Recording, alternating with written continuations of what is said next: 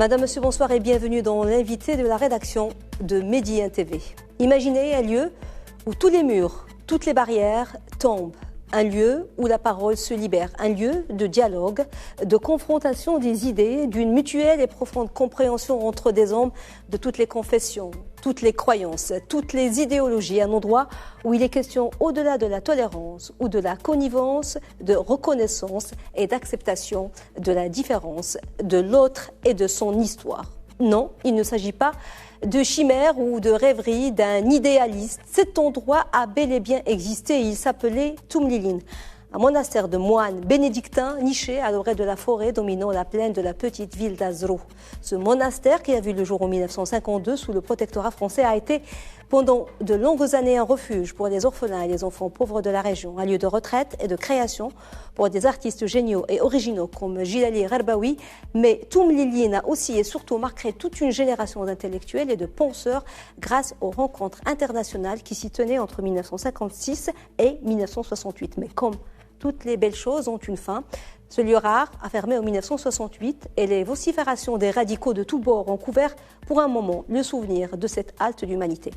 Mais l'esprit de Toumlilin a heureusement survécu au Maroc et ailleurs. Ainsi, depuis des années, la Fondation Mémoire pour l'avenir œuvre et milite pour donner une nouvelle vie à Toumlilin à travers son projet Réinventer Toumlilin. Et les longues années de labeur de Mémoire pour l'avenir ont fini par donner leurs fruits. Récemment, une convention de partenariat pour la réhabilitation et la valorisation du site de l'ancien monastère bénédictin a été signée entre la Fondation et le département des eaux et forêts. Pour parler de ce beau projet et de la nouvelle future vie de Toumlilin, nous avons le plaisir de recevoir ce soir sur notre plateau Lamia Radi, présidente de la Fondation Mémoire pour l'avenir. Madame Radi, bonsoir et merci beaucoup d'être avec nous. Merci de nous avoir appelés. Alors, Madame Radi, avant d'aborder le projet de la réhabilitation de Toumlilin, parlez-nous un petit peu de votre fondation, de la Fondation Mémoire avec S pour l'avenir, de sa raison d'être et de sa vocation. L'idée de départ de la Fondation Mémoire pour l'avenir, ça a été le choc qu'on a tous ressenti en tant que Marocains après les attentats du 16 mai 2003. Ça a été un choc terrible pour beaucoup de citoyens. Et à partir de là, s'est mis en place une démarche d'essayer de comprendre ce qui s'était passé et comment on pouvait, à notre niveau, participer et faire quelque chose. Une des conclusions de ces attentats, des enquêtes menées après ces attentats, a été le fait que ces jeunes étaient extrêmement jeunes et avaient été brainwashed très rapidement. Et donc, une des décisions que nous avons prises à titre amical, entre amis, a été de s'unir pour essayer d'aider la jeunesse marocaine à mieux résister à l'attractivité des discours terroristes, et en particulier, puisque nous devions choisir un angle, ça a été l'angle de l'histoire du Maroc, en pensant qu'il était plus difficile de basculer dans la radicalisation ou était plus difficile de mentir à quelqu'un et de le manipuler quand cette personne avait une meilleure maîtrise de son histoire. Et donc, sur cette base, nous avons cherché à mettre en place et à soutenir des actions qui existaient déjà, donc pas de nous substituer à ce qui existe déjà au niveau institutionnel. L'IUR avait été mis en place, donc le CNDH, les archives du Maroc, toute une série d'institutions avaient été mises en place. Mais le fait de travailler en tant que société civile, c'est raconter l'histoire à travers les histoires. Les histoires vont permettre aux jeunes un sentiment d'appropriation de leur histoire.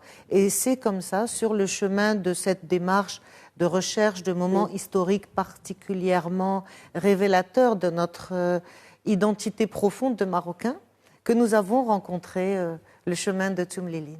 Alors, pour ceux qui ne le connaîtraient pas et qui ne connaîtraient pas son histoire, quelle est l'histoire de ce lieu, Toumlilin, et qu'est-ce qu'il représente pour vous, pour l'histoire du Maroc et pour notre mémoire collective? Parce que le but, c'est ça, en fait. Oui, c'est-à-dire que l'histoire du monastère de Toumlilin, c'est le début des années 50, c'est l'arrivée de moines sollicités par la communauté chrétienne, à l'époque française, donc coloniale, qui avaient besoin de lieux pour se retrouver, etc. Et c'est à partir à peu près au même moment, en 52-53, la rupture entre l'Église catholique et les forces coloniales. Quand l'archevêque de Rabat, Monseigneur Lefebvre, se range du côté de Mohamed V, Allah yarhamou, contre les autorités militaires françaises. Donc c'est là que se situe le basculement et Tumlilin a été vraiment dans le basculement quand l'Église catholique au Maroc s'est rangée aux côtés de feu Mohamed V, mais aussi a sorti ce fameux document qui a été lu dans tout le Maroc en 1953, où l'Église catholique exigeait le respect pour les musulmans et les Marocains de la part de tous les chrétiens du Maroc. Et c'est ce document qui a ouvert la voie à un rapprochement et qui a fait que l'Église du Maroc est d'ailleurs invitée au palais pour la fête du trône depuis ce jour-là. C'est une tradition qui a été inaugurée cette année-là par feu Mohamed Khamis et qui est maintenue depuis. Alors, ce qui a beaucoup marqué, c'était un monastère, il est vrai, il y a la vie monastique, ce sont des gens qui sont dans la contemplation, mais ces moines bénédictins étaient aussi dans beaucoup d'ouvertures et il y avait des dialogues qui étaient des moments très très très forts. Et feu Hassan II, l'Arhmou, et même la princesse Aïcha y ont pris part. Là, on voit feu Hassan II, justement, lors de ces rencontres. C'était quelque chose d'incroyable ce qui se passait en fait dans ce monastère parce qu'on parlait de tout. On parlait politique, on parlait sociologie, on parlait culture. C'était, j'ai pas le mot, mais avant-gardiste. Mais ce sont des choses qu'on ne retrouve pas aujourd'hui et difficiles à imaginer. C'est-à-dire que c'était un moment très particulier et c'est ça aussi qui est intéressant de préserver, de reconstituer et de transmettre à notre jeunesse marocaine. C'est-à-dire la modernité de la démarche du lieu. La modernité, non pas seulement de la part de religieux étrangers, mais la modernité aussi de l'approche marocaine à l'égard de ce lieu. Parce que comme je vous disais, après ce basculement, donc cette rupture de l'Église catholique qui s'est rangée du côté du Maroc et pour l'indépendance du Maroc, donc à partir de là, il y a eu un rapprochement entre les moines de Tumlilin et la famille royale marocaine, mais aussi le mouvement national. Et c'est ça qui a fait qu'à l'indépendance, les moines, on leur a demandé de rester. On a demandé, c'est ça aussi que les jeunes doivent comprendre et qui est très important, parce que c'est très révélateur de notre identité en tant que Marocains. C'est une histoire qui nous honore, d'abord nous, les Marocains, d'avoir demandé à ces moines de rester parmi nous pour nous aider à construire une nation moderne. Et c'est comme ça que les rencontres internationales de Tumlilin se sont mises en place, avec cette approche extrêmement moderne qui a fait qu'on a dit de Tumlilin que ça a été le premier think tank d'Afrique, parce qu'on amenait des gens de toute confession, bien sûr, mais aussi de toute activité, de tous horizons, des enseignants, des pharmaciens, des intellectuels, des théologiens, mais aussi de jeunes, des paysans, des étudiants, en ayant confiance dans le dialogue. C'est ça. Il y a des noms illustres qui sont passés par là, Massignon, Emmanuel Lévinas, le plus grand penseur de la théologie juive, est venu. Louis Massignon, le grand penseur du rapprochement entre les religions abrahamiques. Mais aussi, nous avions les grands théologiens marocains, comme Cheikh l'Islam, Cheikh Belarbi al-Alawi. Mais aussi des théologiens qui arrivaient d'Irak, qui arrivaient d'Égypte, mais aussi du Japon, du Cameroun, d'Inde. C'était quelque chose d'absolument incroyable à l'époque. Et c'est un modèle inspirant pour nos jeunes générations. Absolument. Alors, on va parler du projet, qui est le sujet de ce beau projet Réinventer Tumlilin. Votre fondation, elle le porte depuis des années, en fait. Il y a eu plusieurs étapes avant d'en arriver là, un travail en amont considérable. Avec quoi vous avez commencé et pourquoi vous avez pris autant de temps pour mettre sur place ce projet, en fait? C'est-à-dire qu'au départ, on a travaillé depuis 2015 sur ce projet en mobilisant d'abord la mémoire. Notre première séquence de travail, c'était de travailler sur la mémoire, c'est-à-dire d'essayer de collecter des témoignages, des photos, des documents, des archives, de rassembler un petit peu tout ça et petit à petit d'établir aussi des liens avec des gens qui avaient eu des contacts avec ce phénomène des rencontres internationales. Et on a commencé comme ça, donc on a organisé des débats, des dialogues à l'université Al-Akhawayn, on a rencontré aussi la Rabita al-Mohammedia, on a pu signer avec elle parce qu'elle nous a énormément aidés, puisque ce sont eux qui savent ce qu'il faut. Le dialogue interreligieux, ce n'est pas quelque chose de banal. Donc, on a un drame, même. Bien sûr, et il faut vraiment de très grandes compétences, et ils sont nos guides et notre soutien. Et nous avons donc comme ça progressivement, pour la question des archives en elles-mêmes, travaillé avec les archives du Maroc. Donc nous avons essayé de nous appuyer sur le savoir-faire, l'expertise de gens qui savaient ce qu'ils disaient et qui à chaque fois, je dois le dire, ont accueilli notre projet vraiment avec enthousiasme. Oui. Et nous ont toujours soutenus, mais nous avons souhaité que ce soit un process qui prenne son temps pour qu'il s'inscrive dans la durée. Que ce ne soit pas juste nous précipiter à réhabiliter un bâtiment, parce qu'il fallait aussi consulter tous ces interlocuteurs et partenaires, mais aussi les populations locales de la région, propriétaires du site. C'est quand même le conseil préfectoral de la ville de Meknès qui est propriétaire du site, pour élaborer tous ensemble un projet qui est à la fois une durabilité, mais aussi un intérêt, un bénéfice pour les gens de la région. Que ce ne soit pas un projet hors sol. Oui. Donc tout ça, ça a mis du temps et nous avons volontairement voulu prendre du temps pour que les gens s'approprient le projet et y participent eux-mêmes. Alors, vous dites, Madame Aradi, vous précisez dans votre présentation que ce projet, cette réhabilitation, cette nouvelle vie, ce ne sera pas du tout, c'est pas le but, une reproduction de ce que c'était le monastère dans les années 50. Donc voilà, vous avez anticipé sur voilà, la question que je voulais vous poser, pour qu'on ne croit pas que c'est pas faire revenir les moines ou bien... Non, c'est pas du tout ça, c'est pas l'idée. C'est-à-dire nous sommes Sachant qu'il y a encore des moines au Maroc. Oui, il y a des moines au Maroc, mais c'est pas l'enjeu du site. C'est-à-dire nous ne sommes dans les membres de la fondation, nous ne sommes ni dans la nostalgie, ni dans les regrets. Nous sommes dans le présent et nous regardons l'avenir. Nous travaillons pour un projet pour consolider une citoyenneté marocaine ouverte à la différence, à la diversité.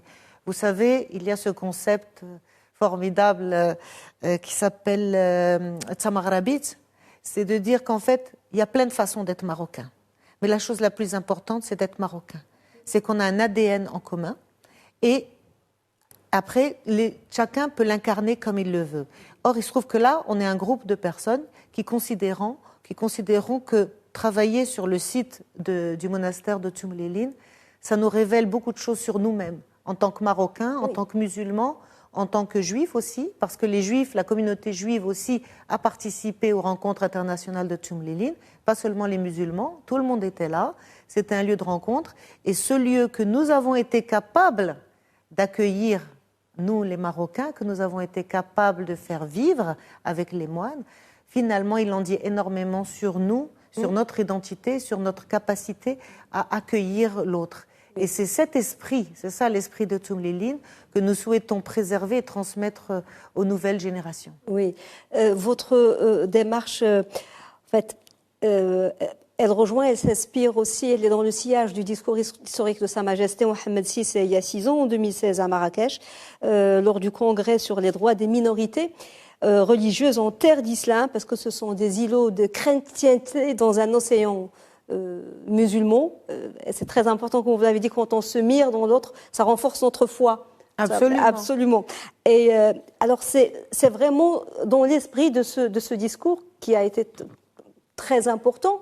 En fait, pour nous, c'est-à-dire pour nous, ça a été un élément déclencheur. Oui. Ce discours, parce que on commençait à travailler sur Tumlilin, mais on ne savait pas trop comment. Et là, on s'est dit, mais oui, évidemment, parce que si c'est aussi un élément, un guide ou une référence, si c'est une référence pour Sa Majesté, ça peut être un guide pour nous. Donc c'est là où on s'est lancé vraiment sur le projet de Tumlilin, où justement en découvrant que finalement on a beaucoup découvert sur nous-mêmes. Et c'est ça qui est important aussi de transmettre aux nouvelles générations. Parce que la question qu'on nous pose le plus souvent, mais c'est de nous dire, qu'est-ce qu'ils faisaient là, ces moines? Est-ce qu'ils étaient là pour nous convertir? Et de leur expliquer que pas du tout. Les moines n'étaient pas là pour les convertir, ils étaient là pour, au contraire, témoigner du fait qu'il était possible pour des chrétiens et des musulmans et des juifs de vivre ensemble. Ils étaient les témoins de notre foi musulmane. Et c'est ça qui est totalement extraordinaire dans l'histoire de ce monastère et vraiment unique dans l'histoire même de notre pays et d'Afrique. Et surtout qu'il y a matière à travailler sur ce sujet parce qu'il y a eu beaucoup de choses qui ont été faites, et fort heureusement, sur la judaïté, parce qu'elle fait partie intégrante de notre histoire, mais pas assez ou peu de choses sur la présence chrétienne avec cette approche-là dont vous parlez. Pas la judaïté, c'est différent parce que mais il y a vraiment des choses à faire. Il y a Toumlilin, peut-être qu'il y a d'autres chantiers sur lesquels. Alors c'est l'objet de cette convention avec les eaux et forêts, où en fait le projet qui en fait allie un parc national et un site historique. C'est de voir comment on peut créer des synergies pour mettre les deux en valeur, pour le bénéfice des populations environnantes, pour encourager bien sûr à la fois un écotourisme, le trekking, les visites, etc. Comment la restauration d'un site historique, à la fois pour nous c'est important parce que ça restaure une mémoire marocaine, un pan de notre histoire oublié, donc c'est une histoire qui nous honore en tant que Marocains et qu'il est important pour nous de remettre sur le devant de la scène pour la transmettre aux jeunes, mais c'est aussi une histoire qui va permettre de créer une dynamique au niveau régional en attirant un tourisme culturel, cultuel, mais qui va du coup aussi bénéficier au parc national d'Ifrane et qui donc va bénéficier à tout le monde dans la région. Oui, vous m'avez parlé aussi des enfants, vous m'avez parlé aussi de sessions, de formations, de découvertes au profit des enfants de la région ou du Maroc de façon générale. C'est-à-dire qu'en fait, l'idée de restauration du monastère, c'est en fait de lui créer une activité toute l'année, mais des activités diverses. Donc à la fois le trekking et des visites touristiques, mais aussi de recevoir et d'accueillir des groupes scolaires. Toumlilin a été aussi un lieu de colonie de vacances. Donc il y a des équipements qu'il faut restaurer pour accueillir des groupes d'enfants qui vont profiter de la nature, qui est extraordinaire dans cette région, mais aussi vont être sensibilisés à l'histoire du lieu et à la tolérance et à l'ouverture sur l'autre. Vous m'avez aussi parlé d'une très belle idée, c'est celle aussi d'encourager les artistes à faire des résidences, parce qu'on sait que l'histoire de l'un des plus grands peintres marocains, précurseur de l'abstraction, Jaïr Arbaoui, il a passé de longs séjours chez les moines bénédictins à Toumlini qui l'ont beaucoup aidé et il a beaucoup peint, il s'est beaucoup inspiré, il allait se ressourcer. Donc ça peut être aussi un lieu de résidence d'artistes. Voilà, c'est-à-dire qu'en fait nous nous inspirons du modèle de Toumlilin qui avait été créé à l'époque, qui a été un modèle d'abord extrêmement écologique, où les moines ont pris les matériaux de la région. Et pour créer un modèle architectural unique au Maroc que l'on a réussi à faire classer auprès de la fondation Aga Khan au MIT parce que c'est comme bâtiment Bauhaus, c'est un bâtiment exceptionnel, d'une architecture exceptionnelle qui va donc être restauré en son jus et donc ça c'est formidable.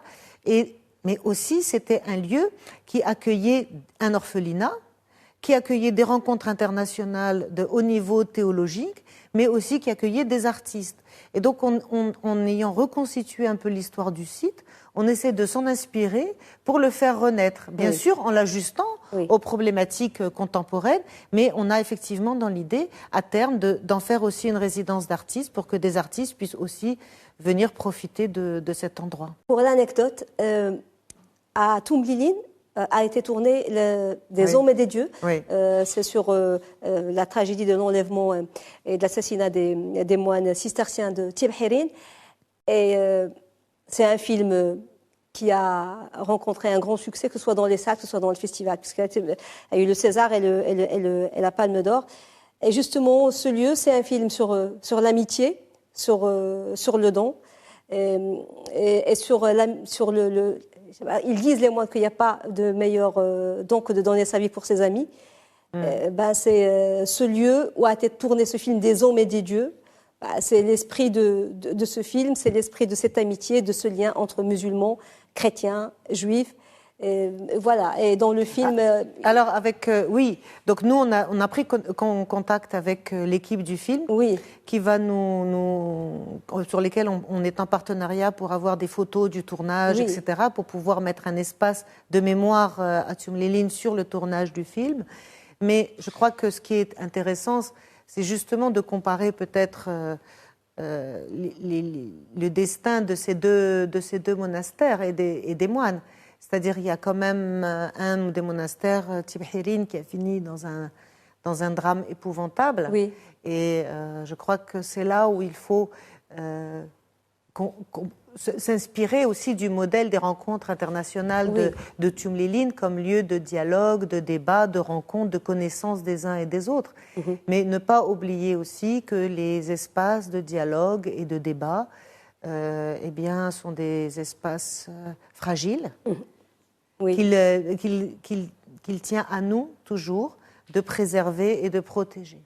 Merci beaucoup, Madame Lamia Radi, d'avoir été avec nous, d'avoir répondu à nos questions. Je rappelle que vous êtes présidente de la Fondation Mémoire pour l'avenir. Merci, Madame. Merci.